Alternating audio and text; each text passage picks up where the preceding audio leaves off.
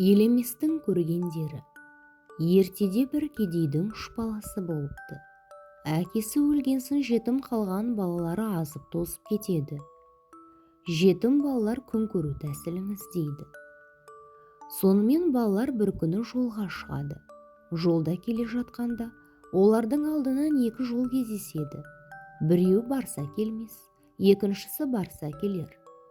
Жетім балалардың ең кішісінің аты Елемес екен. Ағалары Елеместі барса келмеске жібереді де, өздері болса барса келермен кетеді. Келе жатқан Елеместің алдынан бір көкжал қасқыр кездеседі де, Елемеске тап береді.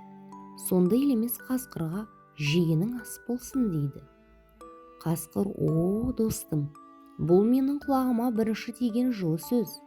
Бұдан бұрын кез келген маған жегенің ас болмасын дейтін еді де, мен оларға ерегісіп тезірек өлтіретін едім. Сондықтан бұл жол барса келмес атанған. Енді мен сенімен дос боламын да, өле-өлгенше саған көмектесемін" дейді. Сөйдеп қасқыр кетіп қалады. Елемес одан әрі жүре береді. Елемес келе жатса алдынан бір үлкен қала көрінеді. Сол қалаға келіп, Елемес ас ішіп, тойынып адам болады. Бір күні жер қазып жұмыс істеп жүрген Елеместің күрегіне бірдеме ілініп шығады. Қарасы алтын. Алтынды көрген Елемес одан әрі қазса, ат басындай алтын тағы шығады. Бір күні Елемес ұйықтап жатса түс көреді. Түсінде ағаларының хәлдері нашар екен. Ол түсінен шошып оянады. Ит тойған жеріне, ер туған жеріне деуші еді. Осы байлықты жалғыз өзім көргенде не болады? Не болса да ағаларымен бірге көрейін деп тұра көшеді. Көшіп келе жатып баяғы екі жол айырылатын жерге келгенде өзінің ағалары кездеседі. Ағалары әбден жүдеп, үсті бастары азып тозып кеткен екен. Елемес ағаларына киім, тамақ беріп әбден тойдырады. Бірақ бұл жасаған жақсылығын ағалары білмейді. Олар Елеместі күндеп, қалайда өлтіруді ойлайды. Көп кешікпей-ақ олар Елеместі өлтіреді де, оның мал-мүлкін алып кетеді. Бір күні баяғы қасқыр келе жатса, алдында бір топ қарға бір қонып, бір ұшып шуылдап жүреді. Қасқыр бұл не деп, қарға үймелеген жерге келсе, баяғы өзінің досы өліп жатыр. Енді не істеу керек? Қасқырға бір ой түсе кетеді.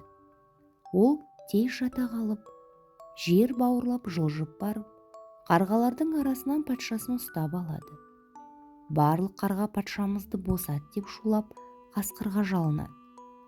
Сонда қасқыр қарғаларға: "Егер сендер адам тірілтетін шөп әкелсеңдер, босатамын" дейді. Қарғалар мақұл деп қарқ-қарқ етіп, адам тірілтетін шөп іздеп жан-жаққа ұшып кетеді.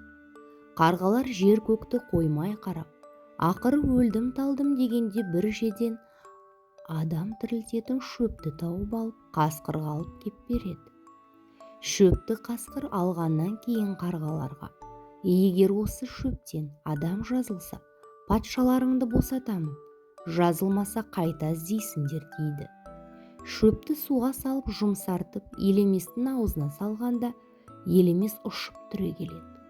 Елемес есін жиып қасқырға рахмет айтып, тағы да ағаларын іздеп шығады. Келе жатса алдынан ауыл көрінеді. Келсе ағаларының үйі. Елемес келіп үлкен ағасының үйіне кіріп барса, өзінің әйелін көреді. Әйелі Елеместі көріп талып қалады. Енді әрі қараса, әйелінің ірге жағында жатқан ағасын көреді. Ағасы ұйықтап жатыр екен.